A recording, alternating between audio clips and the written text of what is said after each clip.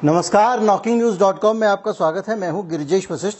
भारत के मुसलमानों को लेकर बहुत सारी बातें आम कही जाती हैं। दरअसल क्या है कि कुछ संस्थाओं, कुछ संगठन लंबे समय से एक इनफॉर्मल तरीके से बहुत सारे समाज में मिथ फैलाने की कोशिश कर रहे हैं। बहुत सारी जानकारियां काल्पनिक पैदा करते हैं और उनके आधार पर वो बड़ा सपना बुनते चले जाते हैं और एक छवि बना लेते हैं। भारत के मुसलमान इसके शिकार हुए हैं और भारत के मुसलमानों के बारे में बड़ी संख्या में लोग ऐसे मिल जाएंगे जो तरह तरह की धारणाएं रखते हैं।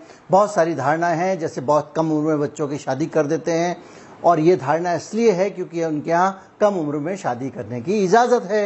ये भी धारणा है कि मुसलमान बहुत सारी शादियां करते हैं, उनकी बहुत सारी बीवियां होती हैं, लेकिन ये भी धारणा इस वजह से क्योंकि धर्म उसकी इजाज़त देता है। हमको लगता है कि बहुत सारी शादियां वो करते हैं, लेकिन ये हो भी सकता है और नहीं भी हो सकता है। इसी तरह से मुसलमानों के शराब पीने के बारे में है, क्योंकि उनके धर्म में शराब पीने पे बंदिश है, तो मुसलमान शराब पीते हैं या नहीं पीते हैं। ऐसी बहुत सारी चीज़ें हैं। उनमें से एक चीज़ ये भी है कि पॉपुलेशन, आबादी उनकी बहुत तेज़ी से बढ़ती है, बहुत सारे बच्चे पैदा होते हैं, तो अब बढ़ाते हैं कि नहीं बढ़ाते हैं। तो ये सब चीज़ें आज हम समझने की कोशिश करेंगे। मैं ये नहीं कह रहा हूँ कि ये जो बातें हैं ये गलत हैं और मैं ये भी नहीं कह रहा हूँ कि ये बातें सच हैं, लेकिन इसमें एक डाटा हम स्टडी करेंगे कि हिंदुस्तान के आंकड़े क्या कहते हैं, समाज के आंकड़े क्या कहते हैं, समाज किस तरह व्यवहार कर रहा है, खासतौर पर मुसलमान किस तरह व्यवहार कर रहे हैं। ये आंकड़े कुछ ताज़ा और फ्रेश आंकड़े हैं, उन पे हम बात करेंगे। कहीं मत जाइए, चैनल को सब्सक्राइब कर लीजिए। बातचीत शुरू करते हैं। अगर आप इस चैनल को सपोर्ट करना चाहते हैं तो हमारा UPI ID डिस्क्रिप्शन में है, उसके ज़रिए आप भुगतान कर सकते हैं। इसके अलावा भी आपको एक बार कोड दिखाई देगा, जिसको QR कोड भी कह सकते हैं आप, उसको भी स्कैन करके आप भुगतान कर सकते हैं। मैं अभी हाजिर हुआ। परिवार और स्वास्थ्य कल्याण मंत्रालय, भारत सरकार, ये हर साल तो नहीं 5 साल में एक सर्वे करता है और इस सर्वे के ज़रिए वो ये पता करने की कोशिश करता है कि हमारे समाज की सेहत का हाल क्या है और परिवार कल्याण की स्थिति कैसी है, फैमिली हेल्थ कैसी है, महिलाओं की स्थिति कैसी है, बच्चों की स्थिति कैसी है, पति पत्नी के संबंध कैसे हैं, ऐसी सारी चीज़ें। और अभी हाल में इसका जो 5वां सर्वेक्षण, उसकी रिपोर्ट आई है और इस रिपोर्ट पे तरह तरह से, बहुत बड़ी रिपोर्ट है, तरह तरह से इसमें से लोग निकाल के किस्तों में खबरें आ रही हैं। जैसे मैंने आपको बताया था कि कई सारे पति इस बात को सही मानते हैं, महिलाएं भी सही मानती हैं कि पत्नी अगर जो ये 1 2 3 4 5 ऐसे काम हैं अगर ना करें तो उनकी पिटाई की जा सकती है। इस तरह का घरेलू इंसाफ पे भी सर्वे था। लेकिन आज जो सर्वे है उसमें मुसलमानों के बारे में बात करने वाला हूं। जो आम धारणा है हिंदुस्तान में मुसलमानों के बारे में, वो मैं आपको बताऊंगा। सबसे पहले बात करते हैं नज़दीक के रिश्तों में, खून के संबंधों में, शादियों वाली बात। ये माना जाता है कि वो अपने चाचा, ताऊ और इस तरह के जो खून के संबंध होते हैं उनमें भी शादियां कर लेते हैं। इसको लेके बहुत सारी धार्मिक बहस है, दूसरी चीज़ें हैं और बहुत सारे लोग ये भी मानते हैं कि ये इस तरह से नहीं है जैसे समझा जा रहा है। लेकिन हम उन सब चीज़ों पे, सामाजिक चीज़ों पे नहीं जाएंगे, हम आंकड़ों को देखेंगे। तो जो आंकड़े हमको बताते हैं वो ये बताते हैं कि देखिए, एक बात मान के चलिए कि थोड़ा सा समाज को अगर आपको समझना है, सोसाइटी को आपको समझना है और आंकड़ों को समझना है, तो आप पुरुषवादी होकर नहीं समझ सकते। आपको महिलाओं की तरफ से सिरे पकड़ने पड़ेंगे, खास तौर पे आबादी, जनसंख्या, शादी, इस तरह के मामलों में। जैसे कि एक उदाहरण देता हूँ, एक पुरुष 4 शादियां करेगा तो वो अधिक बच्चे पैदा कर सकता है। ये आप पुरुष के नज़रिए से देख रहे हैं। अगर आप महिला की तरफ से इसको देखेंगे तो आपको ये समझ में आएगा कि एक महिला जितने पैदा बच्चे साल में 1 साल कर सकती है, 1 साल में पैदा कर सकती है, वो 1 साल में उतने ही बच्चे पैदा कर पाएगी, चाहे उसकी 1 आदमी से शादी कर दो या 4 आदमी से शादी कर दो। हाँ, अगर उसकी 4 अलग अलग आदमियों से 4 महिलाओं की शादी होती है तो बच्चे पैदा होने की संभावना हो सकता है बढ़ जाए। लेकिन एक ही व्यक्ति से अगर 4 महिलाओं की शादी होती है तो उनकी जन्म दर जो है वो नहीं बढ़ने वाली है। तो ये कुछ इस तरह के आंकड़े जिनको आप महिलाओं की तरफ से देखें तो आप समझ सकते हैं। आ गया?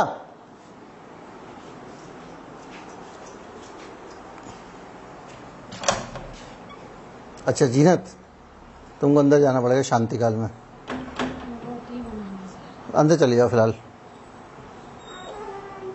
बाद में तो आवाज़ नहीं आनी चाहिए मेरे पास जरा भी। तुम जो करना कर लो, आवाज़ नहीं आनी चाहिए।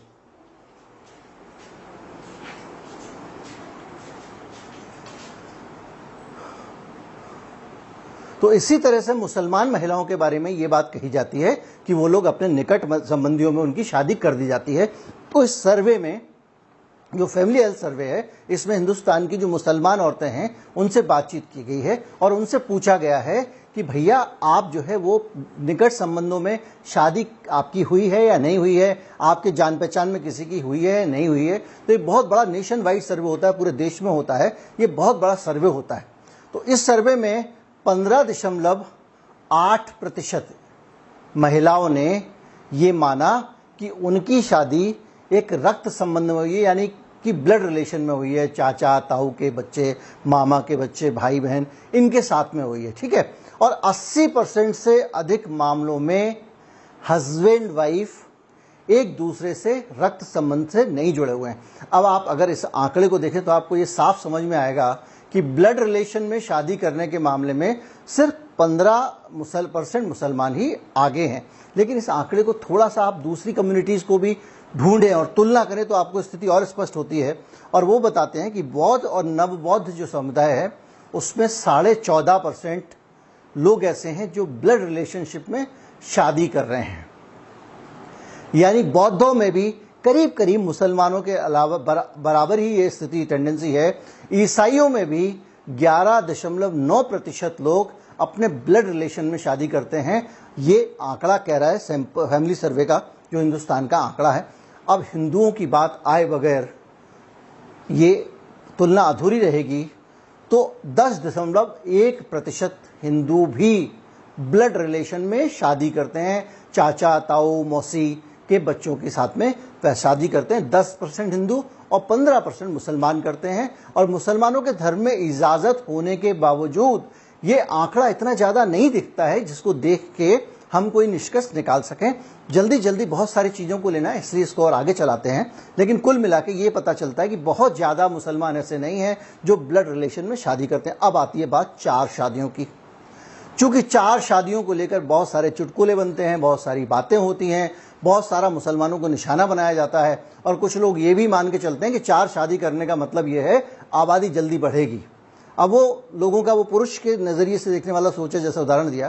तो इसमें अगर आप आंकड़ों पे जाएं तो इसमें जो डेटा है वो ये कहता है बहु विवाह के मामले में कि अभी जो है 2005-6 के बीच में केवल 2.5% मुस्लिम महिलाओं ने बताया था कि उनके पति की 1 से अधिक पत्नियां हैं। केवल 2.5%। 100 में से, मतलब 200 में से 5 महिलाओं की ही शादी के पति के पास में दूसरी और पत्नी कोई है, मतलब 4 तो छोड़िए 2 भी। तो कुल मिला के ये कितना प्रतिशत हुआ, ये मैंने आपको बताया 2.5%। और हिंदू महिलाओं में ये प्रतिशत 1.7 है। यानी मुसलमानों में 2.5% महिलाओं के ज़्यादा पत्नियां हैं और हिंदुओं में 1.7% महिलाओं की ज़्यादा पत्नियां। ऐसी अंतर है, लेकिन बहुत मामूली अंतर है। जैसी एक धारणा है कि सारे मुसलमान यही कर रहे हैं, ऐसा नहीं है। अब शादी की उम्र की बात करें आप, ये बड़ा रोचक आंकड़ा है। कम उम्र में शादी कर देना, ये एक धारणा बनी हुई है कि भाई क्योंकि 15 साल में शादी करने की कहीं कहीं कुछ तरह से इजाज़त है, तो उसको मिला के धारणा बनी हुई है कि मुसलमान अपनी बच्चियों की शादी जल्दी कर देते हैं। लेकिन ये जो फैमिली हेल्थ सर्वे आया है ये बताता है कि तो मुसलमानों में आप बाल विवाह का अगर आंकड़ा देखें तो आपको ये समझ में आता है कि जो एवरेज एज है शादी करने की मुसलमानों की, वो 18 साल 7 महीने है। हिंदुओं की भी शादी करने की एवरेज एज 18 साल 7 महीने है। नेशनल एवरेज इस मामले में 18.8 है। अब आप कहेंगे हिंदू और मुसलमान का 18.7 है तो नेशनल एवरेज कैसे बढ़ गया। तो आप इसको जब एनालाइज करते हैं तो आपको समझ में आता है कि ईसाई ज़्यादा उम्र में शादी कर रहे हैं। उनके बच्चों की शादी 21.7 साल की उम्र में एवरेज होती है। यही उम्र सिखों में 21.2 है, बौद्धों में 19.1 है, जैन धर्म में 22.7 है और अन्य धर्म में 19.4 है। अगर आप मोटा मोटा देखें तो कम उम्र में शादी करने के मामले में हिंदू और मुसलमान दोनों ही बहुत आगे हैं और दोनों एक ही तरह से कम उम्र में बच्चों की शादी कर देते हैं। तो ये जो एक परसेप्शन है मुसलमानों का, इसके बारे में ये आंकड़ा ये खुलासा करता है कि हिंदू और मुसलमान दोनों समान रूप से अपनी बच्चियों को कम उम्र में ब्याह देने के दोषी हैं। इसी तरह से लड़कियों की शिक्षा के मामले में भी बच्चियों, अब हिजाब वाला मामला हुआ था, तो बच्चियों को शिक्षा देने के मामले में कौन आगे है, कौन सा धर्म आगे है। धार्मिक मामलों में इन सब की भी तो तुलना होनी चाहिए ना, कहाँ कौन सा मंदिर बना, मस्जिद बना, क्या हो गया, किसने पत्थर फेंका। इसके मुकाबले अगर ये पॉजिटिव चीज़ों की तुलना हो तो सब लोग इसमें कंपटीशन करें, आगे निकले। लठ लेके क्या निकलते हो, आपस में लड़ते हो। और उसमें अगर आप देखो कि तो ये नेशनल फैमिली हेल्थ सर्वे 5 है, उसके मुताबिक मुस्लिम छात्रा औसतन अपने स्कूल में 4 साल 3 महीने बिताती है, यानी इतने साल पढ़ाई करती है औसत। और आधी मुस्लिम महिलाएं 4.3 साल तक स्कूल गईं, उसके बाद स्कूल ड्रॉप आउट हो गईं। पुरुष में ये आंकड़ा 5.4 साल था, यानी पुरुष थोड़े और ज़्यादा समय तक मुसलमानों में पढ़ते हैं। तो मुसलमानों और में पुरुष और महिलाओं का स्कूल जाने का जो आंकड़ा है उसमें बहुत ज़्यादा अंतर नहीं है। लेकिन अगर आप इसके मुकाबले हिंदुओं में अगर आप जाएं तो अंतर बहुत ज़्यादा है, 2 साल का अंतर है। यानी हिंदू लोग अपनी बच्चियों को उतना नहीं पढ़ाते हैं जितना अपने बच्चों को पढ़ाते हैं, जबकि मुसलमान लोग उनके मुकाबले अपनी बेटियों को भी बेटों के बराबर पढ़ाते हैं। अब ये बात सही है कि दोनों कम्युनिटी में लड़के लड़की में अंतर है, लेकिन अगर हिंदुओं के आंकड़े देखें तो 7.5 साल पुरुष स्कूल में बिताते हैं हिंदुओं के, और महिलाओं के आंकड़े 4.9 साल के हैं। अब अब्दुल पंचर जोड़ता है या नहीं जोड़ता है, यहाँ पे इससे चीज़ें सामने आती है। एक और आंकड़ा है शराब पीने का। आखिर कौन कितना शराबी है, ये आंकड़ा भी बहुत मायने रखता है, क्योंकि इस्लाम में शराब पीने की मनाही है। और जब मनाही है, ऐसी हालत में ये आंकड़ा फ़र्क पड़ता है, ये बताता है कि मुसलमान कितने धार्मिक हैं, कितने नहीं हैं। तो इसमें आप देखिए कि एक शराब की खपत जो है वो हिंदू की 18.7 है और इस्लाम में ये सिर्फ 6 है। यानी मुसलमान हिंदुओं के मुकाबले 1/3 ही शराबी हैं, और जबकि नेशनल एवरेज 23 है, यानी बाकी धर्मों में ज़्यादा है। ईसाई 36% शराब पीते हैं, सिख 30% शराब पीते हैं, बौद्ध 29% शराब पीते हैं, जैन 22.7% शराब पीते हैं, और हिंदू 25% शराब पीते हैं। और ये सारी स्थिति हमको बताती है कि आखिर में हमारा जो समाज है वो किधर जा रहा है। अब आते हैं आबादी बढ़ने वाले मसले पे। आबादी कैसे बढ़ रही है और किसकी बढ़ रही है, इसको भी समझना जरूरी है, क्योंकि एक आम धारणा है कि मुसलमानों की आबादी बहुत तेज़ी से बढ़ रही है। तो जो आपको याद होगा, साक्षी महाराज ने बयान दिया था, साध्वी ऋतंबरा कहती हैं कि हिंदुओं को ज़्यादा बच्चे पैदा करना चाहिए, इसलिए क्योंकि मुसलमान ज़्यादा बच्चे पैदा कर रहे हैं। तो ये जो परसेप्शन है, इस परसेप्शन को दूर करना है तो आपको TRF चेक करना पड़ेगा, कुल प्रजनन दर, यानी एक महिला कितने बच्चों को जन्म दे रही है एवरेज उस समाज में। 2.1 है, इसका मतलब उनकी आबादी स्थिर रहने वाली है। तो ये जो प्रजनन दर है, ये कह रही है कि 2019 से 21 के बीच में मुसलमानों के लिए TRF 2.36 था, यानी उनको 2.1 की जगह 2.36 है, यानी उनकी आबादी थोड़ी सी बढ़ रही है। और इसका मतलब एक और हुआ कि 100 महिलाओं ने मिला के 236 बच्चे दिए। ये एक समझने का सही तरीका है, यानी क्योंकि इसमें देखिए 236 बच्चे देने का मतलब दुगनी से ज़्यादा आबादी नहीं है, क्योंकि महिला पुरुष मिला के बच्चे पैदा कर रहे हैं। तो ये 200 लोग मिलके 236 बच्चे पैदा कर रहे हैं। ये गणित आपका मुसलमानों का निकल के आता है।